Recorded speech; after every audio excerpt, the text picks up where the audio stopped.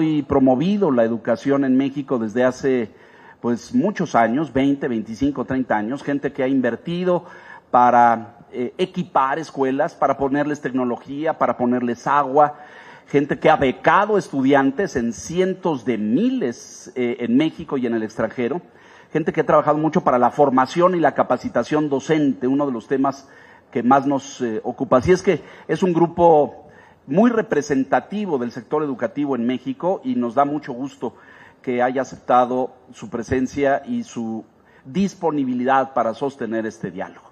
Así es que, en primer lugar, bienvenida y gracias por estar aquí.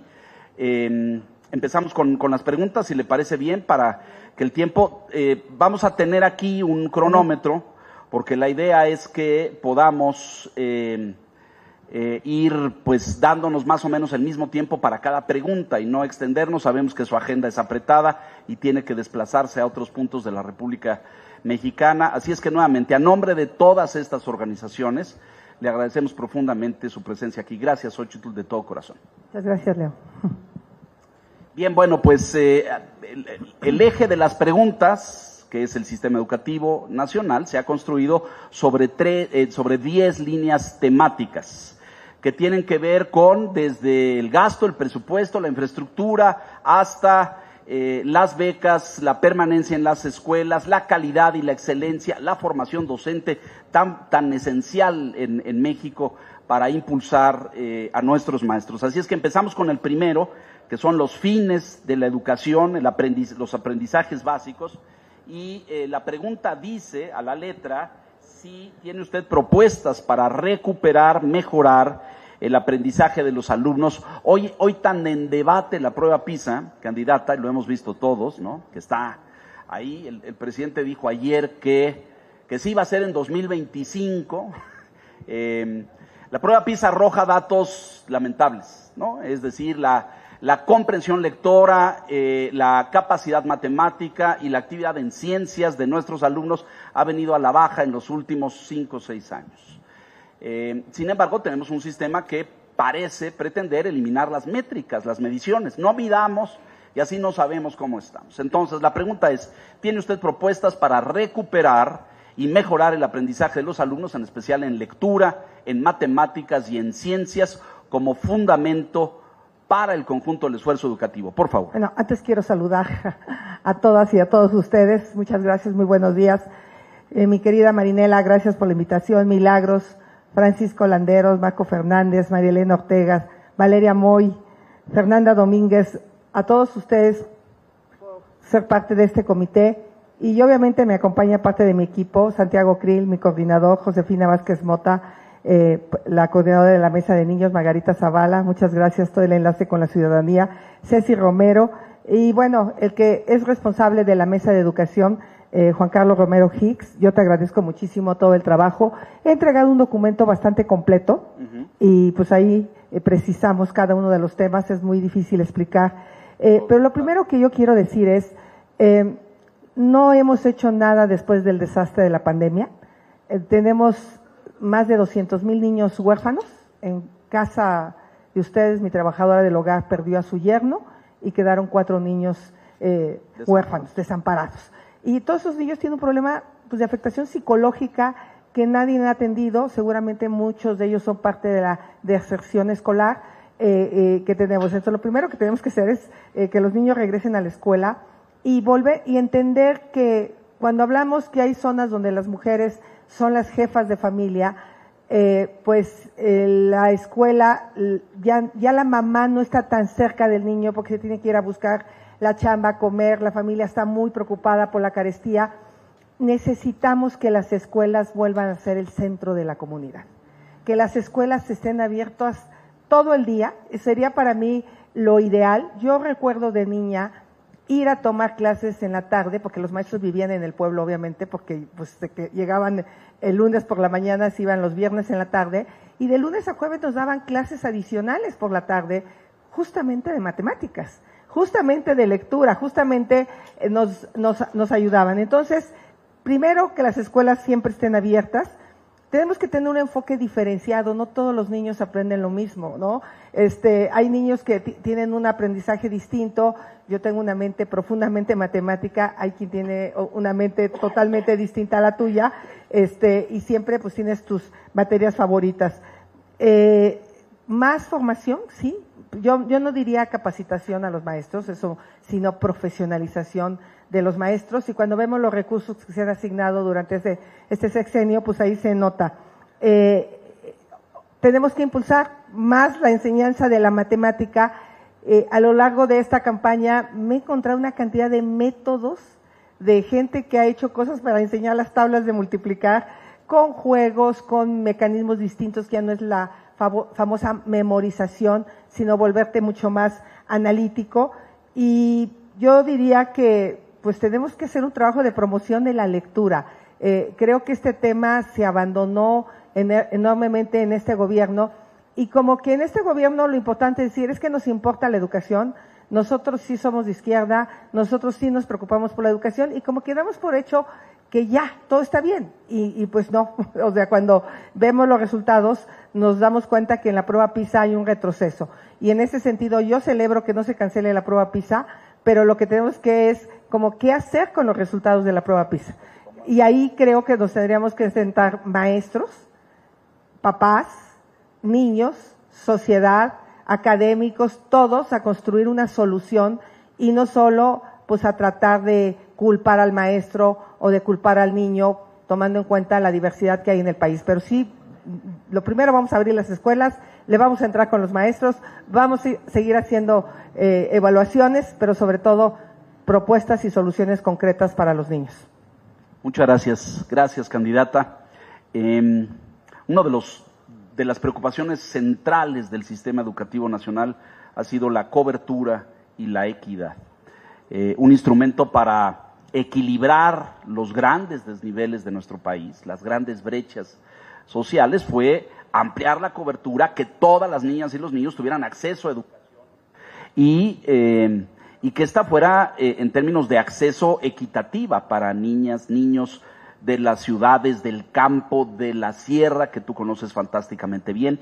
Y en la realidad esto no sucede. Es decir, el sistema educativo nacional ha sido incapaz de fortalecer esa cobertura. La inequidad ha crecido y por ende la brecha social entre segmentos de población urbanos y rurales. Las cifras son brutales. Entre el 22 y el 23, la cobertura de educación básica y media superior escolarizada se cayó en un 2%, y así muchas métricas. La pregunta que tiene que ver con cobertura y equidad, Xóchitl, ¿tiene usted propuestas para revertir el abandono escolar, para garantizar la permanencia de los alumnos hasta el bachillerato? Hoy tenemos un abandono que ha ido a la alza. La pandemia fue un factor, lo sabemos todos, pero después de la pandemia no se han tomado medidas, estrategias y políticas para reducir el abandono escolar. ¿Qué podemos hacer con las poblaciones vulnerables para que tengan acceso y para que no abandonen la escuela? Primero, en todos los municipios, los alcaldes deberían de tener la certeza de que todos los niños están en la escuela. No es como en tema de la autoridad escolar. Debe de ser una política pública. El agente municipal de cada comunidad tendría que asegurarse que los 300 niños que viven en esa comunidad asistan a la escuela. Y en el caso de que haya un niño que no asista a la escuela, tendría que alertar a la autoridad y decir, estos 3 niños no están yendo a la escuela. Y la autoridad tendría que ir a esa casa a ver si es un problema económico, si es un problema de que la mamá murió. Hace poco caminé por unas calles en Tampico muy marginadas y me encontré 4 niños que no iban a la escuela. Y estaba la del DIF conmigo, o la esposa del presidente municipal, estaba yo como senadora, y pues ya le dije, oye, pues estos niños no van a la escuela, hay que traerlos. Entonces lo primero es identificar dónde están los niños que no van a la escuela, ver cuál es el problema, y yo ahí estoy proponiendo todo un proyecto de atención psicológica. El tema de la violencia intrafamiliar es un tema de una gravedad brutal. Otra vez, la idea mía es atenderla a través de los municipios. Tú no puedes desde el gobierno federal atender un problema tan grave como es la violencia intrafamiliar y ver si ese niño no va a la escuela por un problema de violencia, por un problema de depresión, por un problema de falta de alimentación. Y ahí sí creo que tiene mucho que ver también pues el cierre de las escuelas de tiempo completo. Necesitamos, hay mamás que de plano no pueden recoger a sus hijos a cierto horario y tendríamos que ver de qué manera nos aseguramos de que esos niños puedan ser recogidos y estar en una zona segura. No es lo mismo, como tú dijiste, pues las zonas urbanas, que también la inseguridad. Cuando nosotros íbamos a la escuela, íbamos solos a la escuela. Nos íbamos caminando a la escuela. Hoy eso es prácticamente imposible. Acabo de estar en Morelia, donde pues conmemoramos la vida de 13,431 niños que han sido asesinados durante este sexenio. O sea, y muchos hemos visto videos de niños que se tiran al piso ante balaceras en ciertas zonas del país. Entonces, el tema de la seguridad empieza a ser un tema para el abandono escolar. Acabo de estar en Chiapas, en la sierra, en frontera con Malapa. Llegaron los narcos, sacaron a las familias, las desplazaron y hay 3,000 personas desplazadas. Yo te pregunto, ¿hay la posibilidad para que esos niños se integren a la escuela en Tapachula o en el poblado donde llegaron? Entonces tenemos que como flexibilizar. No, pues ya empezó el ciclo escolar, usted disculpe, preséntese en junio, que volvemos a abrir inscripciones. Creo que ahí tendríamos que estar muy atento a todo lo que está pasando por los desplazamientos armados. Becas, estoy planteando la beca universal, y cuando digo beca universal es de niños de preescolar a preparatoria en escuelas público y privadas, así como la beca de adultos mayores. ¿Por qué? Porque ahora que estuve en León, una trabajadora me decía que hace 2 turnos porque quiere que su hijo hable inglés y lo mande a una escuela particular. Y es una obrera.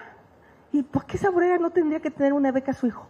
Si ella está haciendo un esfuerzo adicional. Entonces, esto de decir, no, es que tú vas a escuela privada como si todo el mundo fuera a una escuela que paga 20,000 pesos al mes de colegiatura. Hay escuelas de 800 pesos, pero que esa mamá sueña con que su hijo tenga una mejor educación. Entonces, la beca universal va a ser de preescolar a preparatoria, y creo que con eso podríamos reducir la falta por cuestiones económicas. Y pues que los niños vayan felices a la escuela. Yo creo que de eso se trata. Que vayas feliz, que llegues y te guste tu escuela, que esté iluminada, que tu baño esté limpio. Todo el tema de la menstruación digna, pues es un tema al que sí le tenemos que poner dinero, para que las niñas, porque esos 3 días o 4, las niñas no quieren ir a la escuela porque no hay los insumos necesarios. Entonces, bueno, son algunas de las ideas que propuse en el documento. Muchas gracias. Junto a la equidad está el tema de la inclusión educativa, de la mano y pegadito, así casi de forma inseparable. Dabas cuenta de las escuelas de tiempo completo, pero están las estancias infantiles. En los últimos años en este país desaparecieron más de 9,000 estancias infantiles, lo cual dejó sin protección y resguardo a más de 300,000 niños. El mundo moderno hace que la madre trabaje y que salga a trabajar y que salga al mundo del trabajo. Y esto hace este problema de ¿y los niños dónde? ¿O quién cuida? ¿O quién protege? Esto ha producido evidentemente que el tema de inclusión pues se desbalancee gravemente, terriblemente. La pregunta en términos de inclusión educativa, ¿qué propone para el fortalecimiento de la educación inicial para que contribuya a que los niños aprendan lo que requieren en la escuela y para la vida, por supuesto? Bueno, yo voy a hablar un poco también de mi experiencia personal. Cuando decido poner una fundación, porque gracias a Dios me empezó a ir bien en la empresa y sentía que tenía que ser algo más que dinero, y puse la Fundación Porvenir. Y me reuní con el doctor García Aranda, director del Hospital Infantil de México, y me explicaba pues la mortandad infantil. Teníamos que de cada 1,000 niños que nacían vivos en la Tarahumara, 100 morían antes de cumplir los 5 años. O sea, bueno, yo misma, 2 de mis hermanos murieron pequeños. Eso es parte de la vida rural. Y entonces me di a la tarea de trabajar en la nutrición con una papilla, porque lo primero es la alimentación. O sea, si no hay alimentación desde el vientre materno, pues tenemos un problema ya de desventaja. Entonces, creo que el tema de volver a pensar en la nutrición infantil, este gobierno también la abandonó, el programa alimentario. Yo he propuesto crear un programa social alimentario, obviamente que no sea un robadero de dinero, eso sí es bien importante, para reducir la pobreza extrema en nuestro país. O sea, en nuestro país todavía tenemos 10 millones de personas que viven en pobreza extrema, que quiere decir que no comen, así de sencillo. Entonces, en eso están los niños. Entonces, asegurando la alimentación, pues lo ideal sería que todos los niños fueran a una estancia infantil al menos 4 horas al día, a recibir estimulación, a tener cariño, apapacho, convivencia. Pues sí, pero no es así. Entonces tenemos que formar lo que era CONAFE, no estaba mal. Estos promotores comunitarios que llegaban con las mamás, que les decían cómo estimular a su hijo. Nuevamente, yo abriría las escuelas en la tarde para hacer estimulación temprana con todas las mamás que quieran prepararse para ver cómo pueden hacer que sus hijos estén mejor estimulados. Abrir estancias infantiles no solo en las zonas urbanas. O sea, grave error del presidente actual de decir, es que se deben de quedar con sus abuelos. O sea, bueno, en las zonas urbanas es a donde menos tenemos abuelos, porque nos venimos las mujeres muchas veces solas y nuestros papás se quedan en los pueblos. Pero en los pueblos, pues tampoco es lo ideal que te quedes con tus abuelos, porque pues lo que te van a poner a ver es la tele, y ahí lo que tendríamos que hacer es impulsar un programa de estancias infantiles, que sería algo más que estancias infantiles, porque no es para que estés, sino desarrollos, lugares de desarrollo infantil, ¿no? O sea, lugares de promoción al desarrollo de los niños. Y pues obviamente si no nos da, pues primero crear un sistema de educación inicial para todo el país, eso no existe. Hay que crearlo y hay que impulsar las nuevas estancias infantiles, y aquí está una súper experta que es Margarita Zavala, pero que el puro coraje de este gobierno hizo que se cerraran más de 10,000 estancias infantiles y si no, por lo menos acompañar a los padres en la crianza de sus hijos. O sea, yo sí me acuerdo mucho cómo tu madre te aconsejaba qué darle de comer, qué no darle de comer, en qué momento, cómo amamantar. O sea, es algo tan sencillo porque pues en esa etapa se te tapa la leche, entonces dices, no produzco leche, y entonces abandonas la amamantada, y creo que la leche materna en esta etapa de la vida es fundamental. Yo ahí tomé una decisión, por ejemplo, como empresaria, de darle a las mujeres de mi empresa 6 meses de licencia de maternidad para que amamantaran a sus hijos, porque yo lo hice y me pareció que había sido algo pues extraordinario, y creo que ahí pues también tener mayor tiempo de lactancia es algo que tendríamos que negociar con los empresarios, pero también ayudar a los empresarios, porque pues queremos que haya muchas prestaciones, pero no les bajamos los impuestos. Entonces creo que podría haber algunas prestaciones fiscales para empresarios que apoyen a las mujeres que tienen bebés recién nacidos, que los estén amamantando. Pero para mí el tema aquí más ambicioso va a ser crear miles y miles de estas estancias infantiles para que los niños puedan desarrollarse plenamente. Muchas gracias. Gracias, candidata. Como ven, ninguno de estos ejes temáticos es así como sencillo, ¿verdad? No es así como se resuelve fácil. Ahí le va otro, el magisterio. Sí, recárguese en la silla, acomódese bien, porque no es un tema fácil. Como hemos batallado en este país con el tema magisterial, por la politización, los partidos y los sindicatos y estas cosas, pero había recursos en la Secretaría de Educación Pública para formar y capacitar maestros. En los últimos 8 años, del 2016 al 2024, 95% de ese presupuesto desapareció, se fue, lo asignaron a otras cosas, etcétera. Es decir, el Ministerio de Educación dejó de invertir en formar, en capacitar, en ampliar la capacitación y la capacidad de los maestros.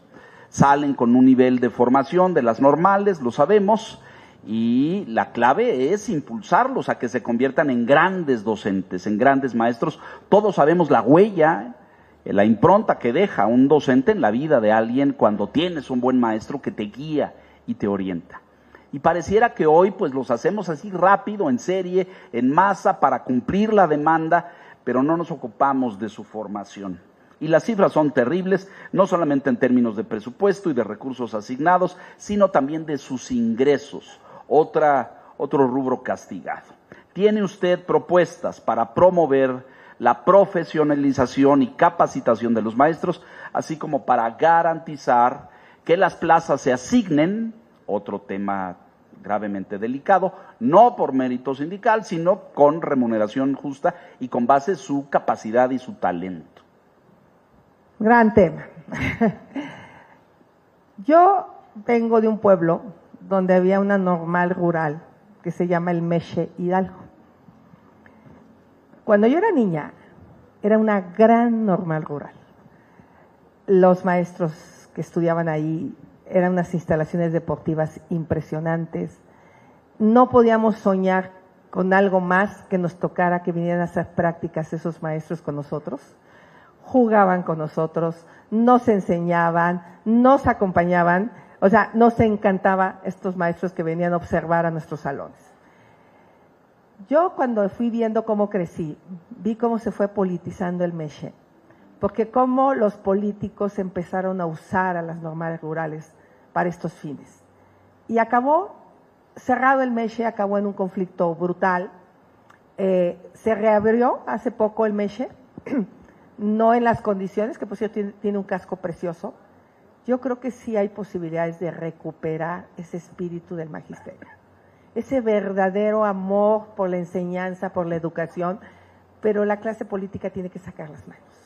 Tiene que quitarse la tentación de administrar, de controlar, de manipular, ¿no? Entonces, lo primero que yo diría, volvamos a hacer esas grandes normales rurales donde el ser maestro era algo con lo que tú soñabas de niño. De hecho, yo tengo un hermano que es maestro y lo hace con una enorme vocación.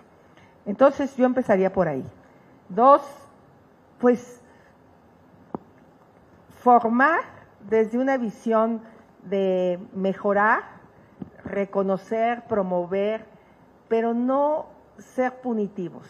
No esta idea de tú no sirves. Yo no creo que haya alguien en la vida que no sirva para algo. Yo creo que todo el mundo sirve para algo.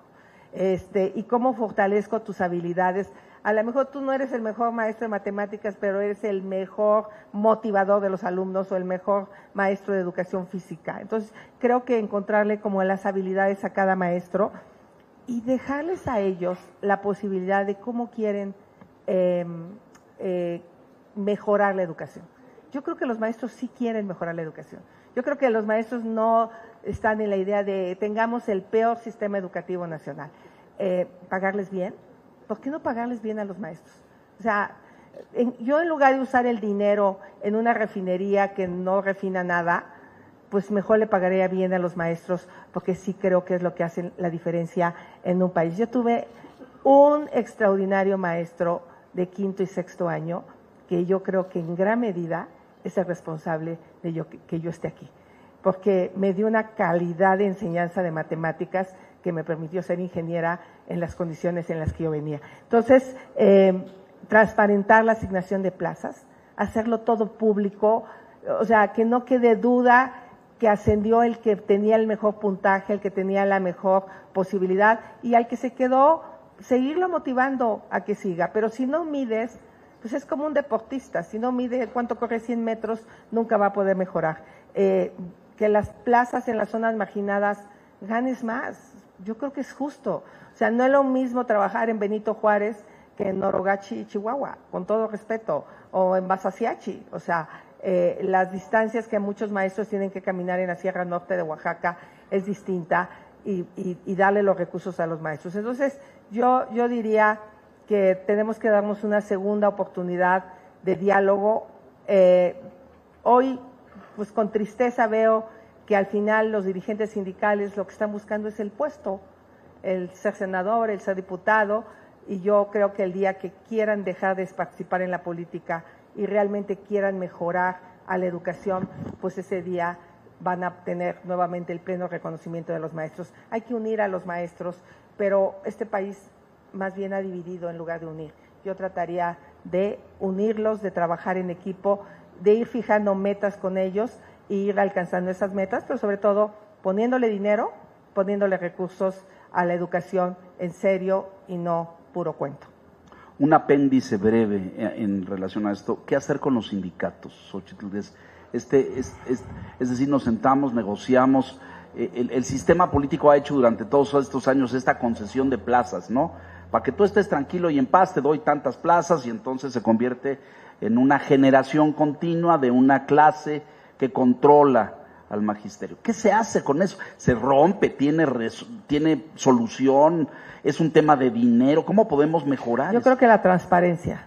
Yo creo que los mismos sindicatos no pueden si transparentan cómo se asignan las plazas. Y hoy no lo transparentan.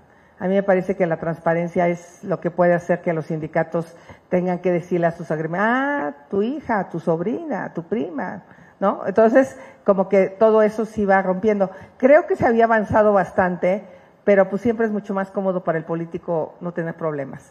Yo sí soy una mujer que sabe resolver problemas. Yo no le tengo miedo a los problemas. Más bien,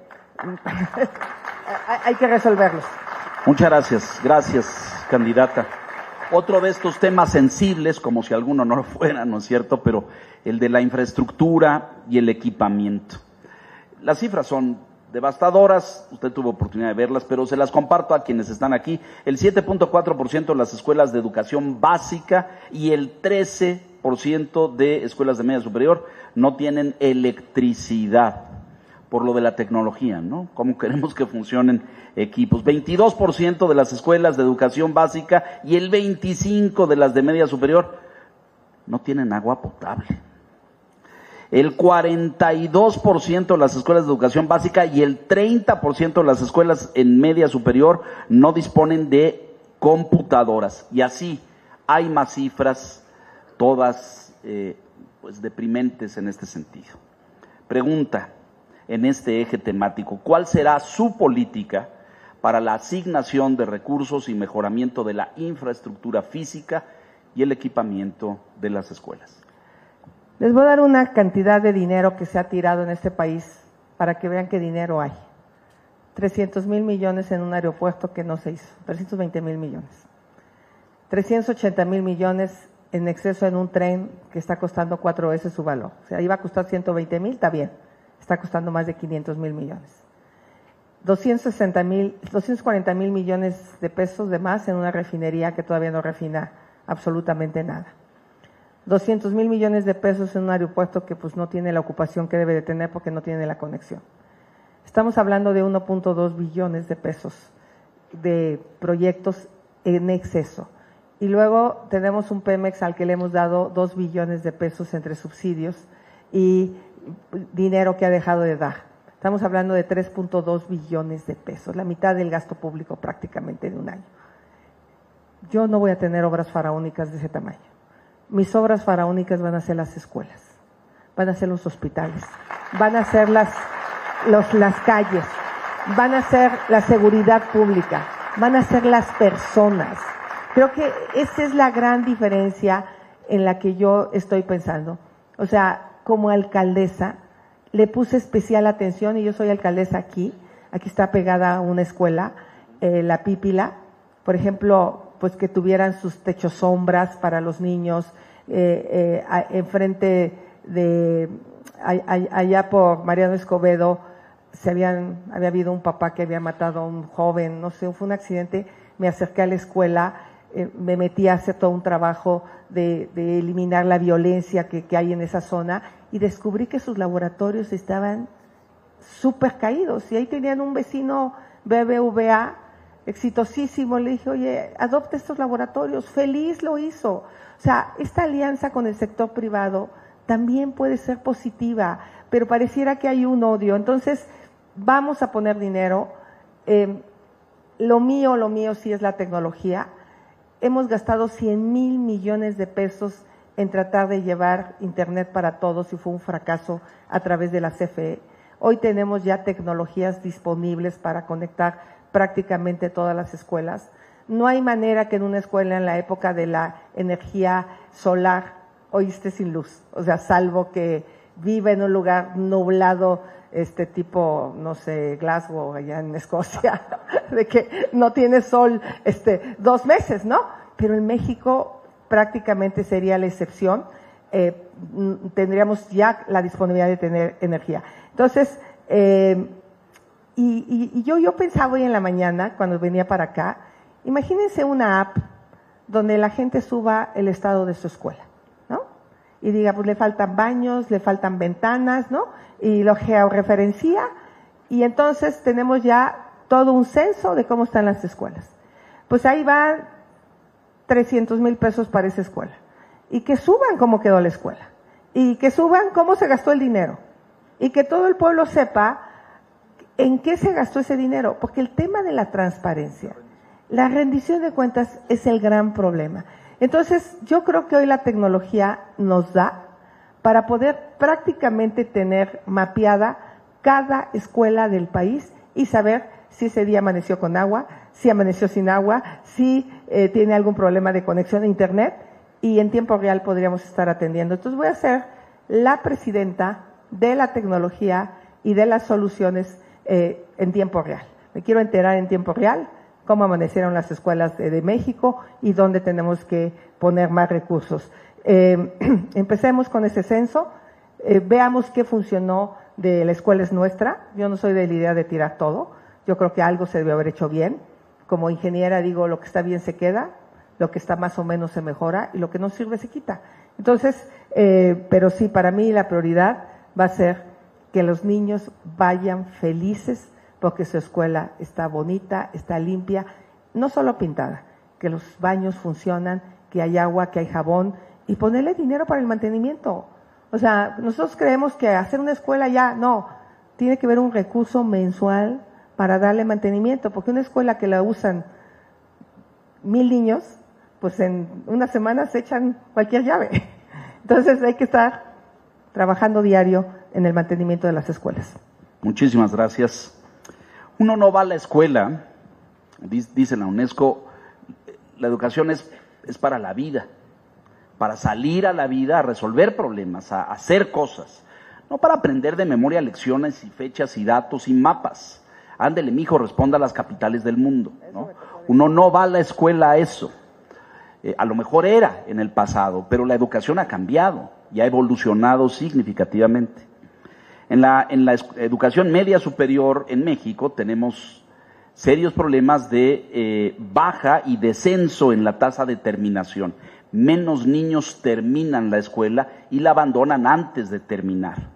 Y la sensación fundamental, y se sabe desde hace más de 15 años, es que sienten que no les sirve para nada. Es decir, salgo allá afuera y ¿qué me da la educación? ¿Me garantiza un trabajo? ¿Me garantiza un empleo? ¿Estoy capacitado para desempeñar un oficio?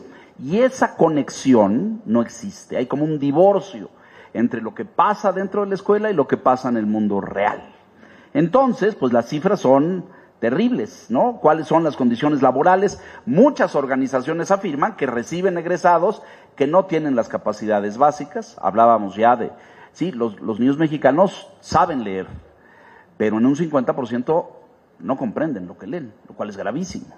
O saben hacer operaciones matemáticas básicas, pero si les pedimos que a partir de eso hagan un cálculo de un gasto, un presupuesto, ya no digamos de una estructura, en el caso de una ingeniería, ahí ya se atora el asunto. Entonces, la pregunta en términos de educación media superior, Xóchitl, ¿qué propuestas tiene usted para que la educación media superior sea un espacio atractivo, apreciado por los estudiantes, que lo valoren y en el que formen parte y desarrollen las habilidades y competencias para su vida adulta? Bueno, primero pues entender que esa es una etapa de los 14 a los 18 complicada. Y díganos a nosotras las mamás que tenemos que lidiar con jóvenes que están dejando la adolescencia, se convierten en jóvenes, no les gusta nada, te desafían todo el tiempo y ellos necesitan una educación muchísimo más lúdica, yo creo, que les ponga desafíos, que los rete, entonces sí creo que tenemos que revisar el modelo educativo de educación media superior. Lo primero que tenemos que hacer es, ¿qué está fallando? ¿Por qué están abandonando la escuela a los jóvenes? Eso es en primer lugar.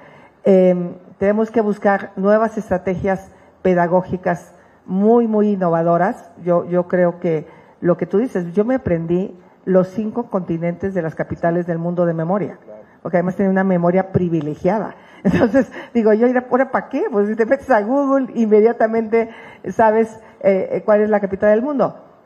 Yo sí soy de la idea y he anunciado el uso de la tableta desde primaria hasta preparatoria, poderle dar datos a los jóvenes, obviamente para que una parte pueden ser redes, pero otra parte de los datos, la enseñanza de un idioma, o sea, pero habrá quien no quiere inglés, habrá quien quiera francés, italiano, chino, no sé. Hoy con la tecnología tú prácticamente puedes aprender lo que sea. Entonces, para esta etapa de los jóvenes, datos, tabletas, yo sí me iría, aparte del modelo pedagógico, educativo, que te dé habilidades para la vida.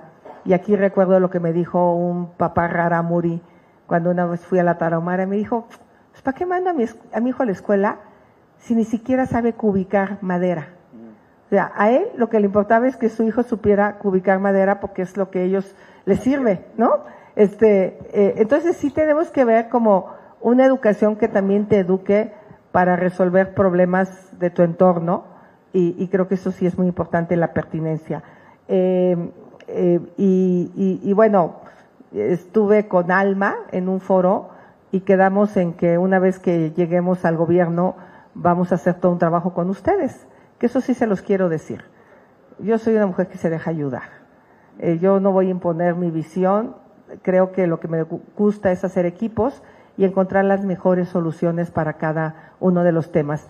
Pero tampoco hay soluciones únicas. Lo que funciona en la Ciudad de México probablemente no funcione en Chiapas. Y lo que funciona en Chiapas probablemente no funcione en la Sierra Tarahumara. Entonces creo que sí es muy importante entender la identidad cultural de cada región del país y las problemáticas, por ejemplo, de Ciudad Juárez. Yo he pensado en hacer una especie de zonas muy violentas que tenemos ahora como Fresnillo, ¿no? ¿Vieron cómo amaneció ayer Fresnillo? O como Ciudad Juárez, lo que yo les llamo aldeas del saber. Porque estos chavos salen de la escuela, muchas veces ni la mamá ni el papá están, y que pudieran ir a estos centros donde estén de las 3 de la tarde a las 7 de la noche haciendo cosas como robótica, como inteligencia artificial, como aprendiendo un idioma, como haciendo arte, cultura, ciencia. A reactivar estos centros, que debe haber muchos en el país, y equiparlos, poner centros de habilidades digitales. Había unos muy buenos que yo conocí en el gobierno anterior en varias regiones de la Ciudad de México que se cerraron, pero creo que a los chavos, yo por ejemplo la comunidad de gamers no la conocía, es una locura, es gigantesca, ¿no? Entonces como ver, pues a lo mejor quieren ser programadores de videojuegos, bueno, pues darles esas habilidades y como nosotros adaptarnos a que tengan una educación complementaria. Sería como revisar el modelo, pero hacerles mucho más divertida la educación, de tal manera que se les antoje estudiar. Y ahí yo empezaría también ya un poquito con la educación dual, que si quieres esa la tocamos más adelante. Muy importante esto que acabas de decir, porque pues es el seguimiento a este tema anterior, que es la educación para el trabajo. En Alemania existe una cosa que se llama el modelo dual alemán, y existe hace 50 años, no crean que es una cosa así de reciente, donde el mundo de la empresa construye alianzas con los centros educativos para obtener los perfiles de egreso adecuados para cada industria. La pandemia nos dejó, entre otras herencias, esto que se llama ya un fenómeno extendido y generalizado, que es la renuncia masiva. Gente que no regresó a los centros de trabajo o que pensó que con negocios familiares o el emprendimiento personal podía salir adelante en la vida. Hoy la industria del calzado en León tiene carencias de mano de obra y de trabajadores calificados para trabajar. La industria textil en Puebla enfrenta el mismo problema. ¿Cómo hacer para corregir este problema de la educación para el trabajo? La pregunta en este sentido, candidata, ¿qué propone usted para fortalecer, y este es uno de los temas centrales de Xóchitl Gálvez en su campaña, el uso de la tecnología para la capacitación y para el trabajo? ¿Qué propone usted para fortalecer la formación tecnológica y para el trabajo, tanto entre la población estudiantil como entre la población adulta? Muchas gracias. Pues a mí me gusta muchísimo la educación dual. Yo creo que es clave. Yo la viví en la Facultad de Ingeniería. Yo trabajaba ya como programadora y iba a la facultad y pues era un enriquecimiento mutuo mi aprendizaje con mi práctica profesional y pues ves mucho mejor la educación ya cuando tienes la experiencia y no pues, te están enseñando una base de datos y te la estás imaginando a que te estás aventando la base de datos del Censo de Población de Vivienda de 1980, que yo trabajaba en INEGI. Entonces era súper importante mi experiencia profesional y yo la súper recomendaría a muchos de los estudiantes que quieran salir con experiencia profesional. Primero utilizaría los centros de formación existente. Están los ICATI y están solos, están abandonados. Hay que reequiparlos con laboratorios nuevos y eso es otra cosa que puedes hacer con la industria. O sea, la industria está ávida en León, en Silao, en Aguascalientes, en San Luis Potosí, de que los estudiantes que acaban de las carreras técnicas, los CONALEPs, yo recuperaría los CONALEPs fuertísimo, me parece que eran unas buenas instituciones para fortalecer la educación técnica y no malinterpretar que el hecho de ser un técnico es un agente inferior. En mi empresa hay gente que es técnica y que gana a veces más que un ingeniero, porque tiene un nivel de especialización en soldaduras que no los tiene un ingeniero. Entonces creo que también hay que darle valor al trabajo técnico y en ese sentido, como jefa delegacional aquí, certificamos a 6,000 personas en competencias laborales. Les pagamos en el ICATI, en el CECATI, donde querían, gente que era electricista, maestro, decía, yo soy maestro, ¿no? Bueno, iban a certificar sus habilidades y el día que les entregaban su certificado, iba el papá, los hijos, todos a la graduación, con un orgullo de estar recibiendo, por ejemplo, el Colegio Salesiano tiene unos centros de capacitación impresionante aquí en la Anáhuac. Entonces, hay demasiados lugares, lo que tenemos que es vincular los recursos públicos con estos centros de capacitación. Entonces, yo en lugar de darles apoyos económicos a cambio de nada, les decía, pues inscríbete al programa de certificación laboral, les pagábamos el curso y al final les entregábamos un apoyo de 6,000 pesos que podían canjear por un kit de trabajo. Si era plomero, pues si era herramienta. Si era estilista, pues por insumos para la belleza. Y nos funcionó muy bien. Eso fue algo simple, sencillo, pero creo que como una política pública y de educación técnica hay que hacerlo. Yo estoy decidida a que México traiga los mejores empleos relacionados a la industria aeroespacial, electromovilidad, robótica, entretenimiento, inteligencia artificial, semiconductores. Nada más ahorita una planta que se acaba de venir de Taiwán, Arizona, su inversión es de $45,000 millones. Una planta. Pero necesitamos gente muy especializada, impulsar mucho las carreras STEM, impulsar mucho la formación. Entonces, por eso mi programa de Jóvenes Construyendo el Futuro va a cambiar y se va a llamar Sí estudio y sí trabajo. Y estos jóvenes lo que van a tener es este apoyo de 3,600 pesos a cambio de también tener la certificación de habilidades digitales, competencias laborales, idioma. O sea, el inglés lo vamos a poner como un tema desde primaria a través de, pues, a distancia, porque es muy difícil tener de la noche a la mañana miles de maestros, pero hoy tenemos plataformas poderosísimas para la enseñanza del idioma inglés, que creo que puede ayudarnos mucho a que México se integre de manera rápida. Alianzas público-privadas, insisto, si no trabajamos con la industria de la mano, pues como que para qué tienes un laboratorio de los años 60, donde ya ni siquiera pues todo es digital ahora, ¿no? Entonces creo que ahí va a haber una gran diferencia con este gobierno en el mío. Matraces y pebeteros, ¿no? Como del siglo XIV. En fin, bueno, ya lo mencionaste, ya te adelantaste un poco a este tema, pero las carreras STEM, fíjate, el IMCO, hay representantes aquí del IMCO, al ratito les vamos a dar un aplauso a nuestros patrocinadores que están ahí en todas esas láminas, que son estas 20 organizaciones que han hecho posible este evento, gracias a todas ellas, pero el IMCO mide el equilibrio entre mujeres y hombres en carreras STEM, ¿no? Tú fuiste una pionera, no había mujeres ingenieras o a lo mejor había unas contadas. Exacto, ¿no?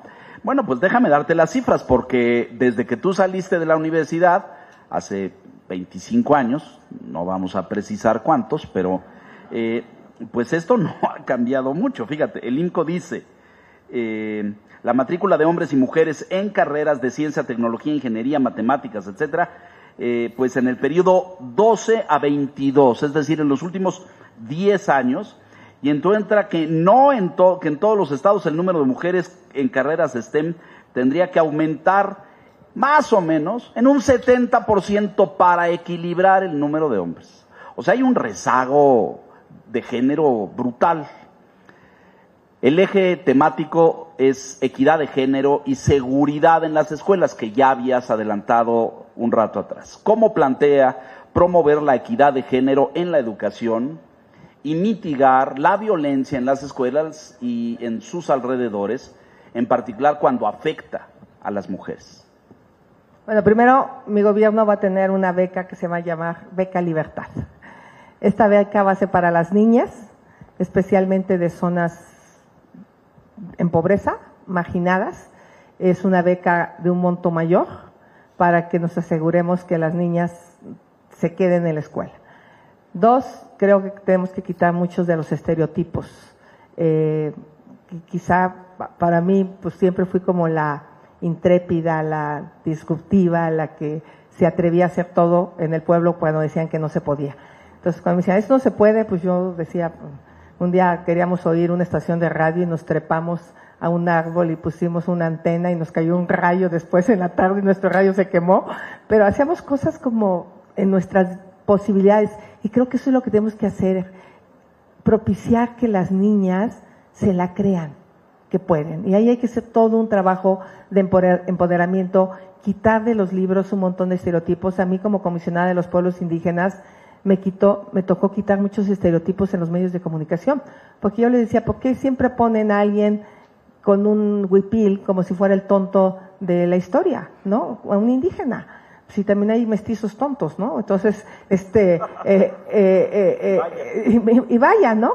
Entonces, pero hay un montón de estereotipos donde estigmatizan que las mujeres no podemos. Entonces, ahora que dije en el debate que a mí ningún hombre me manda, pues es la verdad. A mí ningún hombre me ha mandado.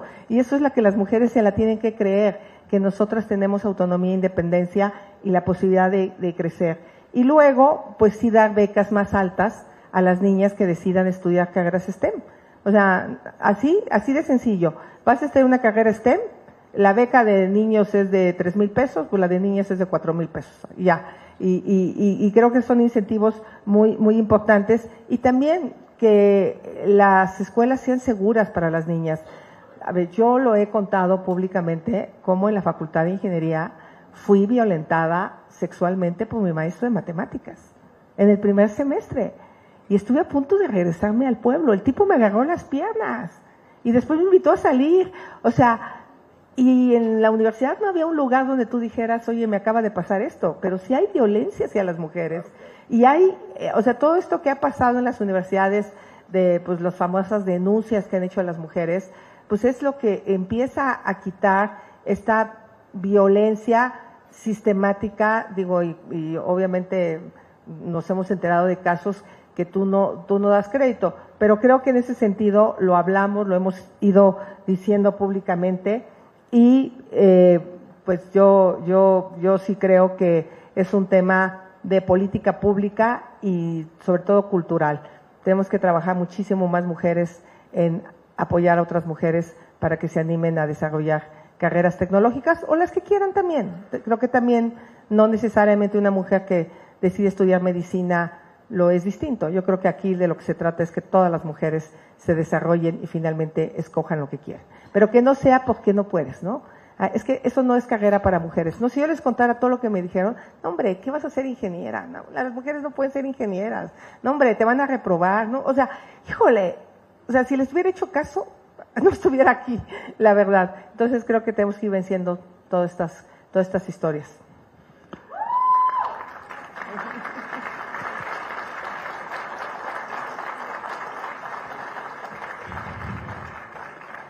Al principio de las respuestas hablabas de la transparencia y de la rendición de cuentas.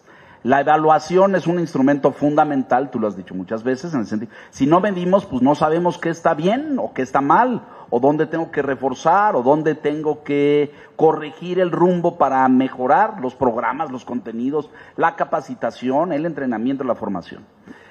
Y la evaluación es un comentario personal, acoto, creo que el gobierno anterior y la administración anterior había dado un paso importante en la evaluación docente y pues se desmanteló eso por completo. Hoy a los maestros pues no se les evalúa, es casi un pecado, una blasfemia hablar de que a un maestro se le evalúe, y tampoco se evalúa el sistema, no se evalúan los egresados, no se evalúan los programas, se eliminó eso. Y ahora tenemos este dilema de PISA, ¿no es cierto? Que es el último instrumento que nos queda para tener una comparación internacional en sistemas educativos de otras partes del mundo. La evaluación ha venido para abajo, el INE, como ustedes saben, pues dejó de existir, que era un instrumento independiente de evaluación del sistema educativo. La pregunta en evaluación y transparencia, candidata, ¿considera usted dar oportunidad a la participación de México en la prueba PISA y en general, cómo propone evaluar el Estado que guarda la educación para tomar mejores decisiones y convocar a la sociedad a acompañar el esfuerzo educativo? Pues sí, definitivamente sí, pero yo estoy pensando como cuando te dan tus resultados de laboratorio. O sea, como que no quieres que todo el mundo se entere cómo está tu salud, ¿no? O sea, es como algo privado. Entonces creo que deberíamos de tener diferentes niveles de evaluación. Algunas deben de ser muy sensibles, que sí reflejan que al maestro le están faltando ciertas habilidades. Y yo creo que esas se deberían de compartir con el maestro y hasta ahí. O sea, en el sentido de decir, pues oye, mira, tus alumnos te califican que eres muy iracundo, o sea, porque a nadie le gusta pues que te critiquen públicamente, ¿no? Entonces yo creo que sí tenemos como que escoger, una vez que tenemos los resultados, ¿qué resultados son públicos? ¿Qué resultados se tienen que discutir con los maestros? ¿Cómo ellos proponen mejorar esos temas y no llegar a decirle, pues es que esta es la peor escuela y entonces son unos burros y nadie sirve y entonces están mal? Porque eso te pone a la defensiva. A todos nos pone a la defensiva cuando nos mandan llamar para darnos calificaciones de nuestros hijos. Y todos nos justificamos, no, pues es que yo trabajo todo el tiempo, yo me acuerdo un día llorando en la escuela de mi hijo, como mamá, ¿no? Porque sí es algo complicado. La evaluación no es algo sencillo. Entonces yo digo, hagámoslo, pero hagámoslo bien, hagámoslo sincero, hagámoslo no en una visión de echarnos culpas, sino de cómo mejoramos la educación del país. Entonces, metámonos a más evaluaciones, todas aquellas que nos ayuden, pero nunca estigmaticemos, nunca condenemos, no tratemos de decirle, no, pues es que se nos sirve, entonces quítale la plaza. No, ¿cómo te ayudo? ¿Cómo mejoras? ¿Cómo salen adelante tus alumnos? A ver, alumnos, ¿cómo le hacemos para mejorar? Yo creo que nos hace falta mucho diálogo en los salones y mucho trabajo entre maestros, no sé, pero yo sí soy de acuerdo que hay que evaluar, pero creo que fue demasiado punitivo como se estaba planteando. O sea, yo lo veía con mis hermanos, tengo 2 hermanos maestros, y digo, uno hasta se enfermó cuando fue al examen. O sea, fue una cosa de angustia brutal la que entraban ellos, saber que si reprobaban les iban a quitar la plaza. O sea, creo que esa fue la parte que yo eliminaría y jamás la propondría, pero sí creo que si lo hacemos bien, podemos salir adelante con las evaluaciones y mejorar la educación, que es de lo que se trata. Cambió al final, ¿eh? Recuerda que si reprobaban se reubicaban. Sí, pero es que eso ya como que no se supo, ¿no? Ya la gente se quedó como que con la primera parte, pero yo digo, salvo eso, todo bien. Pero la evaluación es eso, es para consumo interno, para tomar decisiones estratégicas, para decir, fortalezco más el inglés o le pongo más horas. Eso. Para eso sirve, no para publicarlo allá afuera y que la gente dice, mira, Juanito salió mal y Pedrito Exacto. salió mal, ¿no? Pero eso no fue lo que sintieron los maestros. Te lo digo porque yo lo viví en casa y lo que ellos sentían era algo distinto. Creo que a lo mejor no se supo explicar.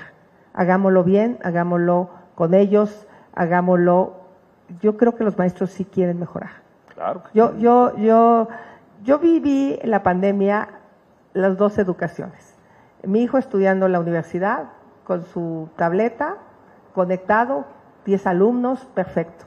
Y veía a mi hermano mandándoles mensajes de WhatsApp a sus alumnos, yendo a recoger la tarea a un lugar del pueblo, dejando las tareas. ¿Cómo le hacían los papás? ¿Qué hacían esos niños?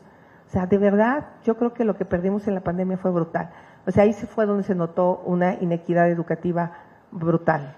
Y no le hemos entrado a los rezagos, porque no nos alcanza el tiempo, pero bueno, si no nos podríamos estar aquí toda la mañana. Finalmente, la pregunta con la que cerramos este diálogo esta mañana es otro bien sencillita.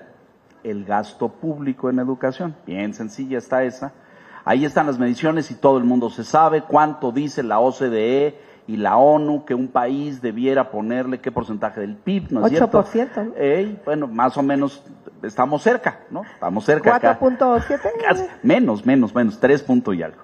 Pero bueno, ¿cómo propone usted, candidata, asegurar el aumento necesario en el gasto público federal para la educación de modo sostenible? Porque el problema es que aquí tenemos a lo mejor mucho impulso al inicio de una administración y luego se cae. Aquí fue al revés. Aquí no hubo impulso y aquí los fondos pues se destinaron a otras cosas desde muy temprano. Pero ¿cómo hacemos para distribuir estos recursos y para atender necesidades críticas? Bueno, a mí de las cosas que más me llaman la atención en la campaña es que prácticamente en ningún lado me plantean que la educación es un problema. Lo plantean ustedes, los especialistas, los estudiosos.